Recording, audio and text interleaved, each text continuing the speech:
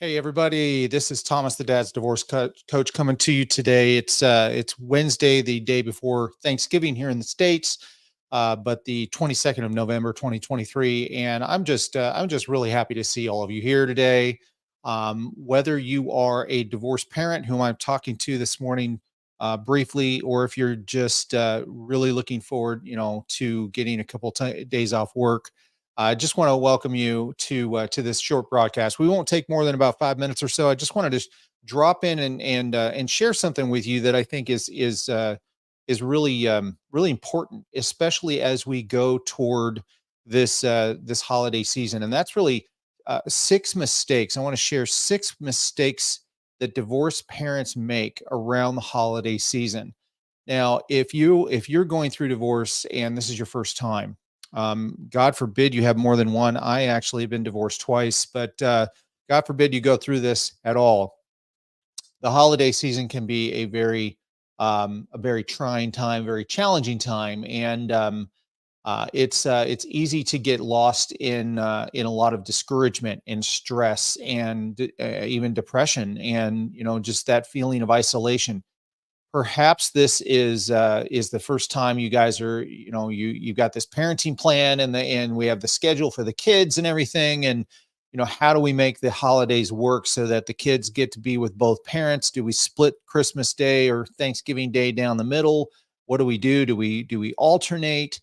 You guys have worked out a plan that at least you're going to try out. And as most of you who have already gone through this experience probably already know, this at best, the best case scenario is that this is going to be a challenging time. It's going to be a time where you're going to feel isolated, you're going to feel alone, you're going to feel um, you know uh, you're going to feel gypped, that you don't get, that your Christmas season feeling and traditions and everything else that were with the family, and now the family's no longer there. There's a hole there that it's just going to be different. I want you to remember, and no parent out there is understand this, that no parent out there feels feels selfishness when it comes to the kids, because we're all parents. But I do want to make plain here the emphasis on, this is also the kids' first holiday season in a split home, and they're going to feel, on a normal day, like they are the center of the tug of war between two parents. Christmas only magnifies that. The holidays will only magnify that. So I'm gonna share with you really six steps, excuse me, six mistakes that, from my experience and from when I work with divorced parents every day, that divorced parents make early on, especially in the first holiday season. So jot these down. They're definitely for you, to take with you into this holiday season. So again, six mistakes around the holiday season. Number one, competing over gifts. Divorced parents will fall into this trap a lot, of trying to outdo the other parent. Well, this is an option. This is an opportunity for me to communicate the strength and the worth of our relationship to the kids, and I'm going to do it through spending lots of money on gifts, and I'm going to one up. I'm going to outdo their other parent, thinking that this will help the child. But in reality, what happens most of the time is it creates this unrealistic expectation, and you're setting a precedent. You're setting a precedent for next Christmas, especially when you have small children, 4, 5, 6, 7, 8 years old. They're going to come to expect this next year as well as this year, because they don't know all of the reasons behind what we do and the decisions we make as adults. So competing over gifts, trying to one up each other, I have yet to see an example of where that has actually benefited everybody involved, especially you in this time. So try this instead. Okay? So try this instead. And I know the last thing you want to do on Thanksgiving Day, especially if the divorce is still really um fresh, and maybe it's not even over yet. Maybe it's not final yet, but try this instead. Instead of competing with your ex-spouse, coordinate with your ex-spouse. Set a budget, or even maybe share wish lists so you can coordinate. Okay, I'm going to get this and you're going to get that. And that way the kids get the gifts that they've asked for, but it doesn't create this hostility or this one-upmanship or this competition that will only get worse as time goes on. Remember, it's the thought and the time spent that will matter the most to your child, not the price tag. Not the price tag. It may feel like that in the moment, but trust me, I promise you, and other divorced parents out there that are a little further down the line than this, this isn't your first Christmas being divorced. You'll know, you can tell me competing with the other parent over the gifts is not something that will work out in anybody's best interest.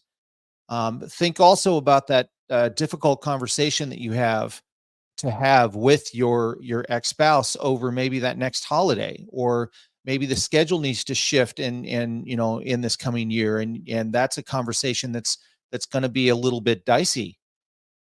Setting the precedent for that next conversation by competing and making your co-parent, your ex-spouse, look bad now into the kid's eyes, and pumping yourself up in the moment, it's just going to make that conversation downstream that much harder. So promise me, try this instead. Instead of competing, coordinate. I promise it'll work out for you a little bit better. Okay. The next one, number 2, is bad mouthing the other parent. Now, I know we all know this is not a good idea. And I'm assuming out there, those of you that are watching, we're not narcissists. It may feel like we were married to one and we divorced one, but when it comes to Christmas, to the holidays, when it comes to our role in the holidays, it is really, it's all about the kids, right? It's all about the family, and any kind of self-absorption here is going to downgrade everybody's experience, including your own. And that starts and stops with speaking negatively about your ex, especially in the earshot or in front of your children. It can cause confusion. It can cause guilt in your kids and emotional turmoil. And who wants that on Thanksgiving or Christmas? Certainly not the kids. Certainly not the kids. So instead of bad mouthing, try this instead. Try focusing on a creative, creating a positive memory and experience with them this holiday season. You need to vent, do it away from your child. You have that accountability partner. You have that person in your life that you trust. Do it there. Don't let the kids hear your frustrations and your pain and your sadness going through this time of holiday cheer, the first time after divorce, and blaming your spouse for it, your ex-spouse. All right. So that's number 2. Number 3, not communicating plans clearly. Listen, you may have the perfect schedule. You may have been working the schedule, the co-parenting schedule, for months now, but now the holidays are coming, and it's going to take some coordination. And not communicating plans will create in last minute stresses on both sides. And again, the kids are the ones in the middle. Failing to coordinate the schedule or last minute changes can create the chaos and disappointment in your kids that is easily avoidable. It's bad, but it's easy to fix. Okay. And what that looks like, maybe there are Christmas programs at school. Maybe there is a special dinner or special event that you and your side of the family want to have. Maybe that event can't be moved to time you already have your children, and it's on your spouse's time. But it's really important. Everybody knows it's important. Not communicating those plans clearly can create some issues, especially during that holiday time. So try this instead. Plan in advance. Create a shared calendar. Google has a great shared calendar system. Share a calendar with your ex-spouse and everything goes on it. You can put requests there. You can, move things around there. It gives you the opportunity of utilizing a co-parenting application to keep everybody informed, especially the two of you. Flexibility is the key here, but so is clarity. um, you know, communicating plans clearly. All right. So this leads right into the next one, and that's keeping kids from family traditions. A lot of times a family will have a deep sense of tradition where every year we do X, Y, Z. The kids are looking forward to that. And this is an opportunity here to avoid those certain traditions because they involve the other parent or their family, and they can deprive you of time with your kids during the time that you already have them scheduled. But I promise you, this is going to backfire. It is going to backfire. Your number one job as a parent is to facilitate, outside of safety, obviously, and providing, but is to facilitate time with your kids. And that includes facilitating time with them and their other parent, your ex. So instead of keeping them from that tradition, try this instead. Find a balance. Perhaps some traditions can alternate. Okay. It's not, this is a every other Christmas kind of thing. It could be an every other year. You'll be able to have the kids for that event. And every other year, I'm going to take them during that time. Remember, it's about their experience and connection so that both sides of the family can continue on these traditions that mean a lot to everybody, including and especially the children. All right. So the fifth one, making your children choose. Let me tell you, guys, if you are in this spot, parents, hear me. When you leave the decision up to the child and make them choose who they're going to spend their time with during Christmas, I would hesitate.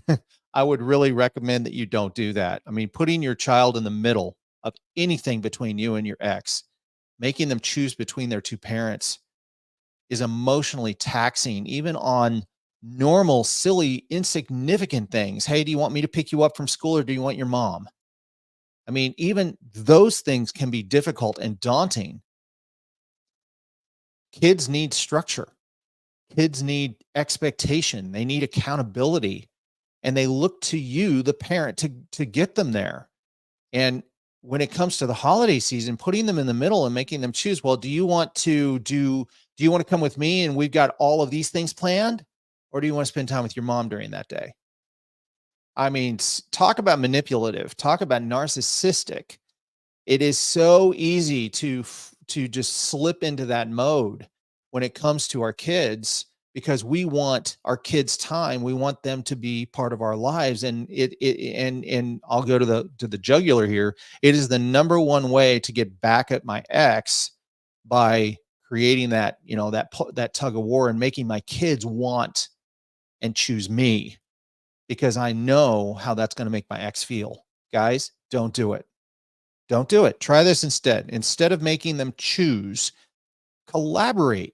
Collaborate with your ex to decide on that schedule that works best for your kids.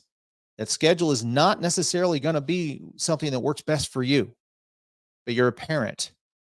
This isn't about you anymore. It's about making life, the easiest, smoothest transition that it can for your kids. Make it clear to them. Make it clear to your child that both of you, both the parents, love them, and that you are working together on a regular basis. It is important, imperatively important, that your children know the two of you still talk. They don't have to see you talk to know you talk, because when you collaborate more, the things you're talking to your kid about is going to be the same thing that your ex is going to be talking about. And the more those things can be aligned, the calmer your children will be, the faster they're going to proceed through the healing process, the more confident they're going to be, and the better off and equipped they're going to be in life to deal with a lot of stuff. And around the holiday season, especially, again, they know you're talking and you guys collaborate better, you won't have this issue with making them choose. Because I'll tell you what, if this collaboration doesn't happen on a regular basis, the kids are going to choose. They're going to choose to go where they feel the least amount of stress, the least amount of guilt.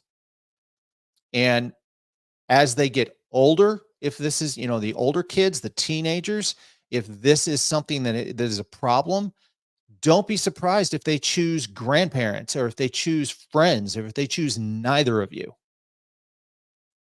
Don't make the kids choose. Collaborate together to communicate from both of you that, the kids are loved, and we talk, and we've got your best interest in mind, and we love you. All right. So the sixth and the final one that I'm going to mention today: letting your emotions overshadow the spirit of the season. Guys, we're in grief. We're in grieving. We're angry. We're bitter. We're sad. We're hurt. This could be very fresh, if not over yet. And it's easy to allow your grief, your anger, your bitterness to overshadow the festive season that we look forward to 10 months out of the year. And it can cast a shadow over your child's experience. I would say it will definitely 100% of the time cast a shadow over your child's experience. And while I understand, and it is so easy to feel that way, guys, this is also a time and a season and an opportunity for you to move forward in healing and festivities and feeling that season. There's nothing like the season of the holidays, that can give you that shot of adrenaline you need to just feel better. No one wants to feel bad at any time, much less around the holidays. So instead of letting your emotions overshadow the spirit of this season, try this. Engage in some self-care and seek out some support when needed. This is the time you need it. It's okay to ask for help. It's okay to need help. It's okay to not be okay. And even during the holiday season, especially during the holiday season, it's important that you take care of yourselves. Your willingness to prioritize your children's feelings and experiences can lead to a happier memory of Christmas and a deeper bond with them. And in focusing on their well-being, you're often the path that they're going to find their own healing through. And that starts with your own path of well-being and your own self-care. So I'm going to end this live today first by just thanking you for your time. And I want to extend a gift to my divorced parents out there. If you're struggling with this holiday season, and I know many of you are, if you're having a difficult time making heads or tails of what's going to happen, and you've listened to this list of 6 and maybe more, you've seen yourself fall into this mistake trap around the holidays. We're doing a free class. It's Friday at 7 p.m. Eastern time. The link to register for this free class is in the description of this live video. I encourage you to register. What comes with that free class is more resources about how to navigate the holidays. But we're gonna talk about these very things in this class, and give you that empowerment and the equipment that you need to make not only the holiday season more successful and more enjoyable, but also start moving yourself forward, regardless of what stage of divorce that you're in. The free class is designed to identify to bring clarity around some of the things that you really need in your life that divorce has taken, and help you navigate a clear path forward. So if you're sitting here and you're worried about, what are these 6 mistakes am I making? Take the free class, join the free class. It also comes with an opportunity to join our community, other divorced parents like you, that are themselves finding the holiday season difficult and challenging. We're here to to give you those steps and to help you create that focus that will help determine your practice and improve your practice to live that abundant life that you really long for. So I'm going to let you all go. Thanks so much for your time today, and I wish each of you a very, very happy holiday season. Hope to see you on that free class. Again, it's Friday, 7 p.m. Eastern, and the registration link is in the comments of the video. Take care, everybody, and happy parenting.